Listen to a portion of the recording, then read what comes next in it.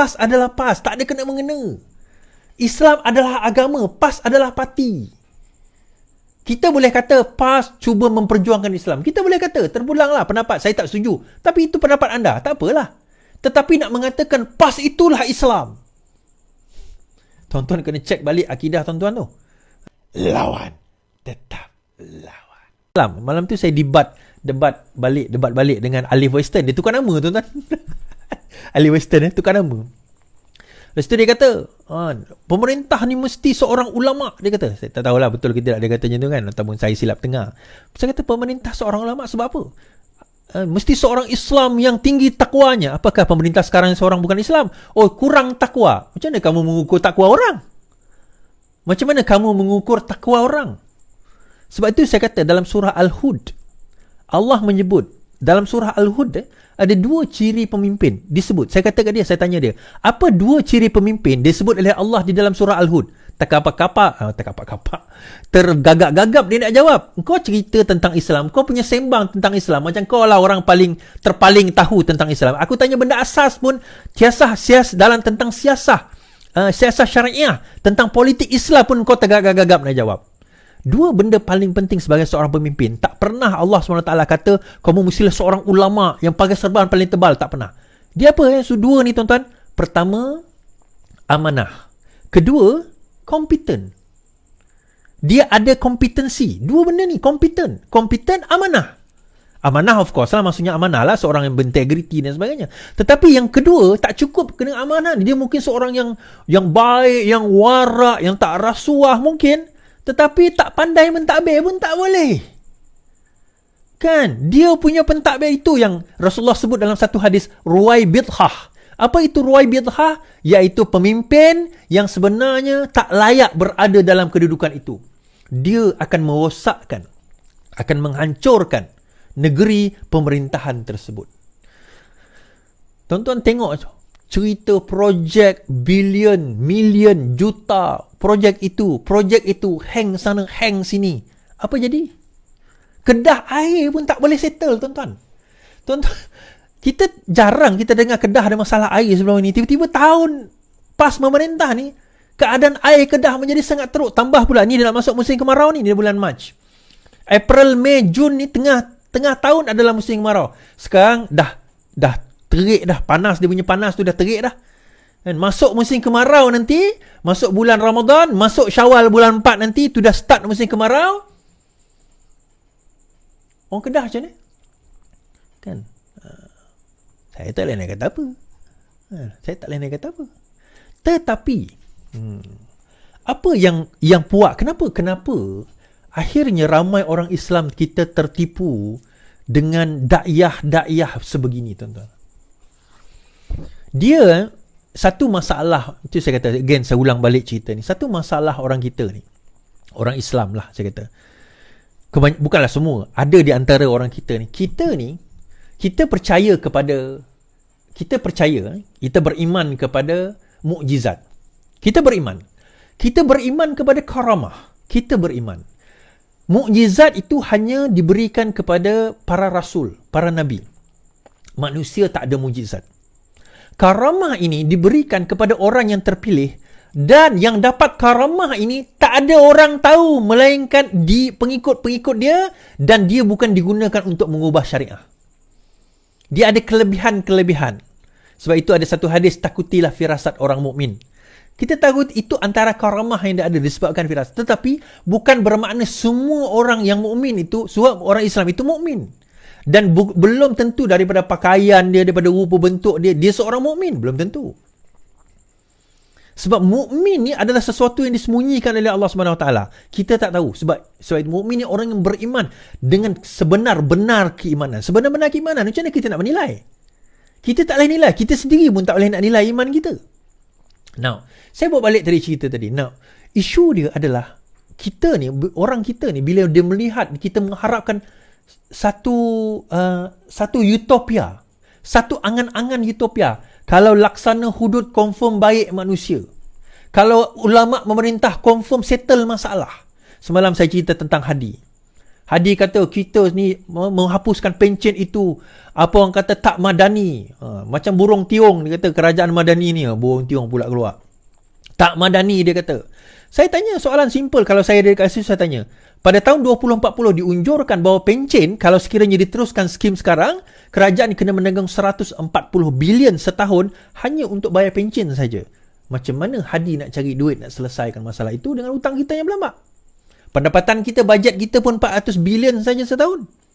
1/4 nak guna bayar pencen saja. Pembangunan, bayar emolumen, bayar gaji dan sebagainya, bagaimana? Pengurusan sebagainya, bagaimana? Daripada 30 bilion yang kita bayar sekarang ini. Itu saya kata, sebut sedap tuan-tuan. Penyelesaian, dia tak ada. Dia berharap miracle. Orang-orang kita ni, kita harap macam, bila ada miracle, kita akan ada miracle. Hadi jadi Perdana Menteri, confirm settle masalah. Itulah masalah kita. Tuan-tuan, kalau kita tengok dalam sejarah Islam tu sendiri, even tamadun, Khulafah Ar-Rashidin sampai kepada khalifah-khalifah, bukan khalifah semua, bukanlah satu negara atau satu pemerintahan yang sempurna seolah-olah dekat awang-awangan. Tak ada. Mereka pemerintahan yang sama je. Ada baik, ada buruk. Ada pemerintah yang jahat. Ada pemerintah yang bunuh orang. Ada pemerintah yang pergi penjarakan orang. Ada. Ada juga pemerintah yang baik. Mereka hanyalah manusia biasa. Cuma bezanya, ada pemerintahan mereka itu membawa kepada pemikiran yang betul. Secara umum, ya. Tetapi ada sejarah-sejarah hitam di dalam sejarah itu. Maksudnya, sama sahaja. Sebab itu bagi saya, bila kita bercerita tentang pemerintahan, kita sebenarnya, dia bukan masalah engkau ulama' ke bukan ulama'. Isunya adalah, adakah kau mampu atau berkemampuan untuk mentadbir dan kau mempunyai knowledge untuk mentadbir dalam dan memerintah. Kita tengok negeri Kelantan. Kita tengok 4 negeri PAS, tuan-tuan. Negeri Kelantan. Negeri Terengganu. Walaupun ada minyak, kita tengok apa kebergantungan Terengganu selain daripada minyak. Kita tengok negeri Kedah. Saya dah cerita tadi. Kita tengok satu lagi negeri Perlis. Kita compare Kedah, kita compare dengan Pulau Pinang. Pulau Pinang diperintah oleh siapa? Sebelum ini Gerakan. Sekarang ini DAP. Tengok jurangnya terlalu jauh di antara Pulau Pinang dengan Kedah. Kenapa? Why? Why is that happening? Kenapa itu berlaku? Sepatutnya kalau PAS dah memerintah di Kedah dan juga di Kelantan selama puluhan tahun, Kedah selama 4 tahun ini, sepatutnya Kelantan lah negeri yang paling maju di dalam negara kita. Menjadi contoh, menjadi orang kata apa, the pinnacles. 3 negeri yang mempunyai ramai orang rakyat paling miskin. Salah satunya adalah Kelantan. Sabah Sarawak tak payah cerita lah. Negeri pun besar kan. Tapi Kelantan, tuan-tuan, dan satu lagi kajian mengatakan, ini kajian bukan saya kata, 50% penduduk tinggal di rural area. 50% penduduk Malaysia tinggal di kawasan bandar. Dan Kota Kinabalu itu, Kota Baru itu tidak lagi dianggap sebagai bandar, tuan-tuan. Still suburban. Disebabkan kemudahan dan sebagainya. Tak boleh dikonsider sebagai bandar besar lagi. Kekurangan kemudahan-kemudahan yang ada. Bayangkan macam tu. Seolah-olah sekarang ini Kota Baru level dia bukan lagi level dianggap sebagai level bandar. Bandar yang maju. Now, kita berfikir ke? Alasan yang dia guna, dia orang kata apa? Alasan yang dia guna. Dia kata, sebab apa orang kata, tekanan daripada pemerintah tak bagi bajet. Bajet terbesar untuk negeri adalah di Kelantan. Dan 33 bulan PAS memerintah, apa yang dia buat dengan Kelantan dengan Terengganu? Apa yang dia buat dengan Kedah? Tetapi macam mana mereka boleh terus memerintah? Mereka semai kebencian. Mereka guna candu-candu agama. Agama ni dijadikan candu untuk mereka terus hayalkan kita. Dan daripada candu itu lahirnya puak-puak khawarij yang teroris, yang melampau di dalam beragama. Panjang saya cerita ni, saya nak bawa benda ni je. Hari ini, di rumah Ibu Bapa Nga Koming, nota jangan cabar Islam ditabur di rumah Ibu Bapa Nga. Salinan nota bertulis tangan memberi amaran Menteri Perumahan jangan cabar Islam bertaburan di luar kepimpinan di kediaman Ibu Bapa Aiwata Perak. Ibunya membuat laporan polis. Menurut Sinchu Delhi yang berada di Hong Kong, atasan rasmi berkata dia akan menyerahkan perkara itu. Nga yang berada di Hong Kong, dia akan serahkan kepada polis. Bagaimana menteri itu memberitahu di pihak di sebaliknya kerajaan itu supaya tidak menyusahkan keluarganya, terutama ibu bapanya yang sudah tua. Sebelum ini, bom Molotov dilemparkan ke rumah sepupunya, ahli parlimen beruas, Ngeh Koham, yang juga terletak di air tawar. Tuan-tuan, ini adalah perbuatan siapa? Perbuatan Khawarij. Orang Khawarij je yang buat macam ni. Khawarij ni siapa is? Khawarij ni adalah pelampau di dalam agama. Di dalam sejarah, puak Khawarij ni membunuh sahabat Rasulullah kerana perbezaan politik je. Dia berbeza politik tapi sampai sanggup menumpahkan darah. Bagi saya perkara ini tak boleh dipandang ringan. Perkara ini tak boleh dipandang ringan, tuan-tuan. Puak-puak Khawarij ni, dia orang ni akan satu hari nanti meledakkan pelampau-pelampau agama yang bakal jadi teroris. Saya tak nak sebut ada beberapa daripada Kelantan tu yang pernah menjadi teroris, menjadi buruan antarabangsa. Saya tak nak sebut nama je. Kan? Menjadi teroris kerana apa? Kerana cara fikir mereka tentang agama itu adalah cara fikir yang sangat salah. Dan saya bawakan tuan-tuan ni di Perlis. Cara fikir macam ni datang daripada siapa? Kan? Cara fikir sebegini sebenarnya datang daripada siapa? Menyesatkan, mengkafirkan orang yang berbeza pendapat dengan kita daripada apa orang kata, bila dia berbeza pendapat sahaja, oh dia kafir. Daripada segi politiknya berbeza pendapat, dia kafir. Daripada segi fik dia berbeza pendapat, dia kafir, dia sesat. Ini yang menjadi masalah kita ni, tuan-tuan. Kita bukan fikir tentang kemajuan, kita fikir macam mana nak sesatkan orang. Kita bukan berfikir tentang dakwah, kita fikir macam mana nak kafirkan orang. Kita bukan berfikir macam mana nak memasukkan orang dalam syurga, kita lebih fokus macam mana nak memasukkan orang dalam neraka. Ini Wahabi, sesat, Rora, Maza ikut pembunuh, Raja Perlis penyesat umat Islam. Raja Perlis bukan cucu Rasulullah, mana bukti? Raja Wahabi sesat. So Muhammad itu hari ini raja penjual ketam. Saya baca macam penjual ketum. Direman 3 hari didakwa hina Raja Perlis. Kau punya sembang, aku cabar Raja Perlis kepala Wahabi Malaysia lawan NAS dengan aku. Tu pun kalau beranilah. Baru kena tahan reman, tutup muka, apa hal bai? Kan? Baru tahan reman, tutup muka macam tu, apa hal? Kan? Apa hal? Tak, mana datang pelampau agama ni, tuan-tuan? Datangnya apabila mereka ini berfikir dalam kerangka yang sempit dan melihat bahawa inilah agama. Seolah-olah agama itu ada satu boundaries dan itu saja agama, inilah saja Islam. Keluasan pemikiran dan kefahaman mereka tentang fiqh itu sangat jauh.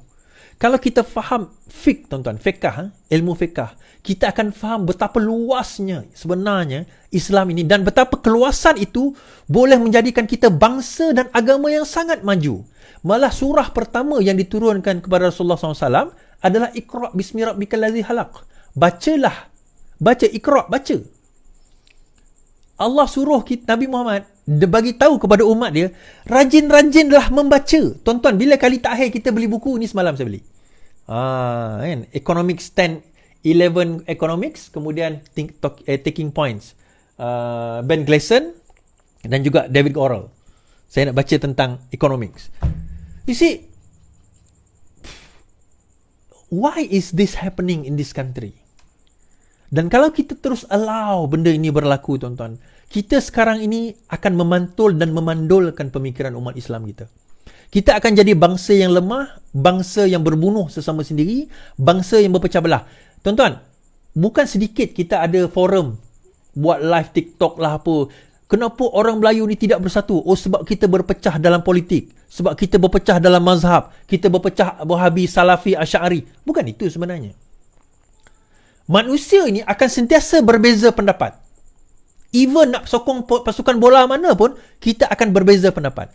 Isunya adalah apabila manusia gagal memahami cara untuk berbeza pendapat.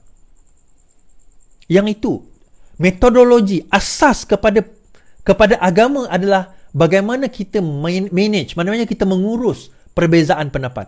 Kalau kita faham mengurus perbezaan pendapat, kita sebenarnya tak berpecah pun. Kita akan faham semua di kalangan kita ni akan ada perbezaan pendapat. Dalam agama pun kita ada perbezaan pendapat kita. Tuan-tuan, nak makan kat mana pun tuan-tuan boleh berbeza pendapat.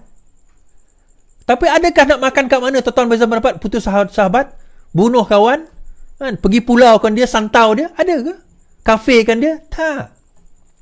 Dan kalau kita faham fundamental, perbezaan politik tidak membawa kepada kekufuran dan kekafiran. Bid'ah paling besar adalah mengatakan kalau sekiranya buat politik ini, kalau ikut ini, maka itu membawa kepada neraka. Siapa engkau nak menerakakan orang? Engkau ada apa? MOU dengan apa orang kata penjaga pintu neraka?